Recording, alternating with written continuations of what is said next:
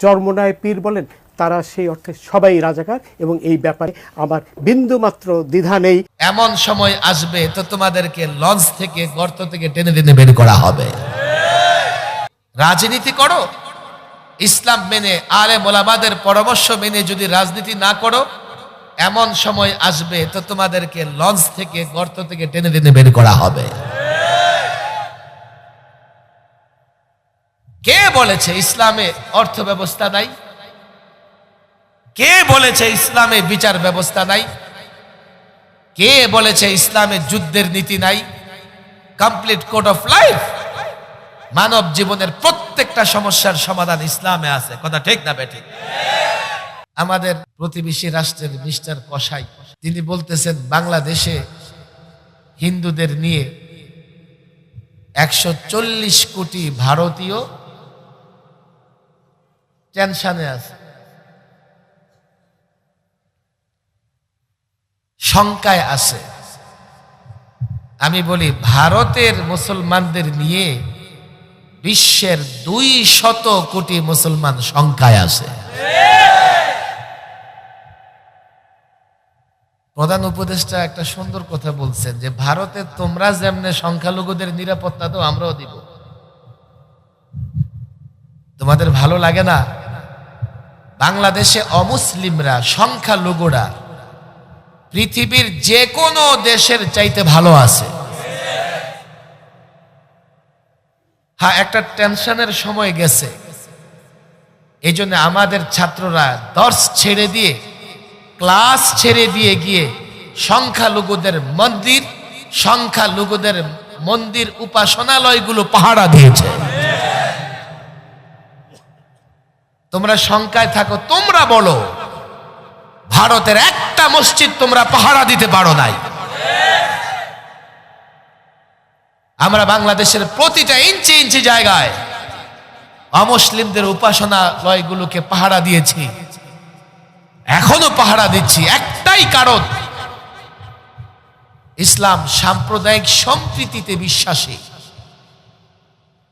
ধর্মে ধর্মে মারামারি লাগুক, কাটাকাটি লাগুক, এটা ইসলামের শিক্ষা নয়।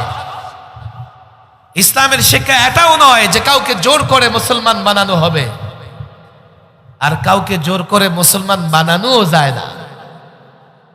ইসলাম সৎ ব্যবহার দিয়ে, সহনশীলতা দিয়ে, উদারতা দিয়ে ইসলাম তার বৈশিষ্ট্যের মাধ্যমে অমুসলিমদের আকৃষ্ট করে তাদেরকে ইসলামে দীক্ষিত করেছে। এই জন্য ইসলাম শান্তির ধর্ম। তারপরেও নানা দেশে নানা জায়গায় মুসলমানরা অশান্তিতে, এর কারণ হচ্ছে মুসলমানরা প্রকৃত পক্ষে পূর্ণাঙ্গ ইসলাম পালন করতে পারছে না। আর দুটা কারণ থাকতে পারে, ওলামায়ে কেরাম এখানে আছেন। একটা কারণ হতে পারে মুসলমানরা পূর্ণাঙ্গ ইসলাম সম্পর্কে জানেই না। 2 নম্বর কারণ এটা হতে পারে কেউ কেউ জানে কিন্তু বস্তুর মোহে, দুনিয়ার মোহে ইসলাম পালন করবার মতো সময় তার হাতে নাই। ইসলাম নিঃসন্দেহে শান্তির ধর্ম। শুধু দুনিয়ার শান্তি নয়, পরকালীন শান্তি পেতে হলেও আপনাকে একমাত্র ইসলাম অনুসরণ করতে হবে, ইসলাম মেনে চলতে হবে। জাগতিক নানা বিষয় আছে, সেখানেও আপনাকে ইসলামের গাইডলাইন মেনে চলতে হবে। যদি আপনি ইসলামের গাইডলাইন মেনে না চলতে পারেন, জাগতিক দুনিয়াবি নানা জায়গায়ও আপনি সফল হতে পারবেন না। কেন জানেন? ইসলাম একটা পূর্ণাঙ্গ জীবন বিধান, পূর্ণাঙ্গ জীবন ব্যবস্থার রূপরেখা দিয়েছে ইসলাম। আর কোরআন হচ্ছে তার পূর্ণাঙ্গ জীবন বিধান সম্বলিত গ্রন্থ। আমি মনে করি এই মুসলিমরা যদি পূর্ণাঙ্গ দিন বা ইসলামকে মানতে পারে, তো ইসলাম শান্তির ধর্ম, এই মুসলমানরা প্রকৃত পক্ষে দুনিয়া এবং আখিরাতে শান্তিতে থাকবে। কথা ঠিক না বেঠিক? এখন একটা বাংলাদেশে একটা স্থিতিশীল অবস্থা বিরাজ করতেছে। আমি অনেক মাদ্রাসার ছাত্র, অনেক যুবক, অনেক আলেমদের দেখতে পাচ্ছি একটা দীর্ঘ সময় গেছে, মন খুলে কথাও বলা যায় নাই, নানান উদ্যোগ নিলে, এমনকি সিরাতের সমাবেশ, রহমাতুল্লিল আলামিন ফাউন্ডেশন আল্লাহর নবীর সিরাত নিয়ে প্রোগ্রাম করবে, এই প্রোগ্রামও আমরা করতে পারি নাই। এখন একটা ইতমিনান, স্থিতিশীলতা আমরা দেখতে পাচ্ছি। এই সময়টাতে এই যুবকদের, ওলামাদের, মাদ্রাসার ছাত্রদের কাজ হচ্ছে একটা মুসলমানকে ধরে ধরে ইসলাম বুঝানো, একটা মুসলমানের সামনে ইসলামের অবয়ব, প্রকৃত ব্যাখ্যা তুলে ধরা, একটা মুসলমানের সামনে প্রমাণ এবং যুক্তির নিরিখে ইসলামের প্রত্যেকটা বিধানকে উপস্থাপন করা। এখন ওলামায়ে কেরাম, ইসলামী যুব সমাজ, মাদ্রাসার ছাত্রদের মৌলিক কাজ। যদি আমরা এই সুসময়ে এ কাজ করতে না পারি, তো দুঃসময়ে এই জনগণকে আমরা সাথে নিতে পারবো না। ওলামায়ে কেরাম এখানে আছেন, এদেশের সাধারণ মুসলমান যুবকরা আলেমদের মহব্বত করে, তারা মুসলিম এটাও স্বীকার করে, তারা ইসলামকেও পছন্দ করে, কিন্তু মসজিদে গিয়ে যেভাবে আলেমের পেছনে ইক্তেদা করে, ইক্তেদাই তো বিহাজাল ইমাম বলে, মসজিদের বাইরে এদেশের মানুষ আলেমদের সেভাবে অনুসরণ করে না। কেন জানেন? সে শুধু এই মাসালা শিখেছে যে আমি যদি ইমামের পূর্ণ অনুসরণ না করি আমার নামাজ হবে না। তাকে কখনো বোঝানো যায় নাই, তুমি তোমার ব্যবসায়িক প্রতিষ্ঠানেও যদি মুফতি সাহেবের ফতোয়া গ্রহণ না করো, তোমার ব্যবসায় উন্নতি হবে না। এই যুবকদেরকে বোঝানো যায়নি কখনো, রাজনীতি করো, ইসলাম মেনে, আলেম ওলামাদের পরামর্শ মেনে যদি রাজনীতি না করো, এমন সময় আসবে তো তোমাদেরকে লঞ্চ থেকে, গর্ত থেকে টেনে টেনে বের করা হবে। কে বলেছে ইসলামে অর্থ ব্যবস্থা নাই? কে বলেছে ইসলামে বিচার ব্যবস্থা নাই? কে বলেছে ইসলামে যুদ্ধের নীতি নাই? কমপ্লিট কোড অফ লাইফ, মানব জীবনের প্রত্যেকটা সমস্যার সমাধান ইসলামে আছে। কথা ঠিক না বেঠিক? যদি না মানো, আমি প্রায় বলি, এক ব্যক্তির মাথায় আঘাত, হাতে আঘাতপ্রাপ্ত হয়েছে, পায়েও আঘাতপ্রাপ্ত হয়েছে। ডাক্তারের কাছে যাওয়ার পরে ডাক্তার বেচারা তার পাটা খুব ভালোভাবে ট্রিটমেন্ট করে ব্যান্ডেজ করে দিয়েছে। তার হাতে আঘাত, মাথায় আঘাত, সেদিকে লক্ষ্য করে নাই।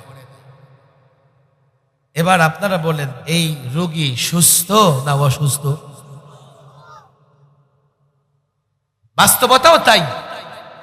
ইসলামের একটা বিষয় মানলে আপনি সফলতা খুঁজে পাবেন, কিন্তু পূর্ণাঙ্গ সফলতার জন্য পুরো ইসলামকে মেনে চলতে হবে। ধর্ম নিরপেক্ষতাবাদ বা সেকুলারিজমের সাথে আমাদের দ্বন্দ্বটা এই জায়গায়, তারা মনে করে যে ইসলাম মসজিদে থাকবে, ব্যক্তি জীবনে থাকবে। ইসলাম সমাজ জীবনে, রাষ্ট্র জীবনে, পার্লামেন্টে, স্বরাষ্ট্র নীতিতে, পররাষ্ট্র নীতিতে ইসলাম আসবে না। এটা হচ্ছে ধর্ম নিরপেক্ষতাবাদী যারা, তাদের কথা। আমরা পরিষ্কার বলি, ইসলাম পূর্ণাঙ্গ জীবন ব্যবস্থা, সকল ক্ষেত্রে ইসলামকে মেনে চলতে হবে। বিশেষ করে রাজনীতিতে সেকুলারিজমের সঙ্গে আমাদের একটা দ্বন্দ্ব কাজ করতেছে। যারা সেকুলারিজমে বিশ্বাসী তারা মনে করে, হুজুররা আপনারা রাজনীতি করবেন কেন? কেন রে ভাই? রাজনীতি নোংরা জিনিস? যদি নোংরা জিনিস হয় তো তোমরা কি করে করো? তুমিও তো মুসলমান, তোমাকে অত নোংরা জিনিস থেকে বিরত থাকা দরকার।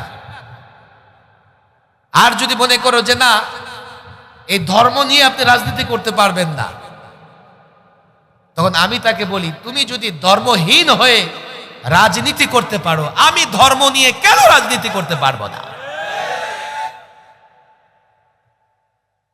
ধর্ম, ইসলাম ধর্ম সব জায়গায় কল্যাণকর।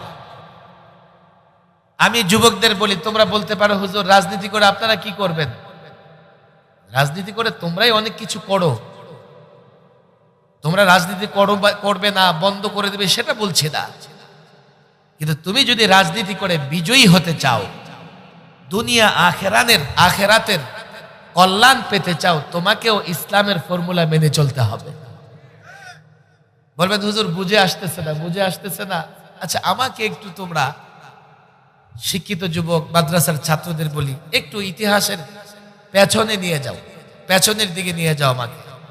আচ্ছা দেখো দেখি পৃথিবীতে কোন রাষ্ট্র, কোন মতবাদ, কোন তন্ত্র পৃথিবীতে কতদিন রাজত্ব করেছে। হিসাব করে দেখতে পারবে কোন তন্ত্র মন্ত্র 100 বছর, কোনটা 150 বছর। আর ইসলাম দিয়ে গোটা পৃথিবী শাসন করা হয়েছে কমপক্ষে 1000 বছর। তাহলে কোনটা তোমরা শাসন ব্যবস্থায়, কোন তন্ত্র মন্ত্র তোমরা অনুসরণ করবা? আমি বাংলাদেশের যুবকদের পরিষ্কার বলি, বর্তমান যে তন্ত্রের স্লোগান তোমরা দিচ্ছ, যদিও এর কোনো বাস্তবতা নাই, যে তন্ত্রের স্লোগান তোমরা দিচ্ছ, এই তন্ত্র দিয়ে কতটুকু ভূখণ্ড তোমরা পরিচালনা করতে পারতেছ? মাত্র 56,000 বর্গ মাইলের ভূখণ্ড, তাও স্বাধীনভাবে না। পশ্চিমাদের সামনে মাথা নত না করলে আমার দেশের রাজনীতিবিদরা রাষ্ট্র ক্ষমতায় থাকতে পারে না। আর ইসলাম দিয়ে 56,000 বর্গ মাইল একটা ভূখণ্ড নয়। ইসলাম দিয়ে তোমার মতো মুসলিম যুবকরা, তোমার মতো মুসলমানরা গোটা পৃথিবীর অর্ধেকটা শাসন করেছে। ইতিহাস আমার কাছে জানতে চাবার দরকার নাই। তোমার হাতে যে মোবাইল ফোন আছে, অ্যান্ড্রয়েড ফোন আছে, সেখানে তুমি নক করো, মিস্টার গুগলকে জিজ্ঞেস করো, এরে গুগল আমাকে বলো মুসলমানরা কতদিন বিশ্ব শাসন করেছে। গুগল তোমাকে বলবে শুধুমাত্র মুসলিমরা স্পেন, ইউরোপ শাসন করেছে কমপক্ষে 782 বছর। গোটা পৃথিবী মুসলমানরা এই কোরআন এবং ইসলামের বরকতে শাসন করেছে।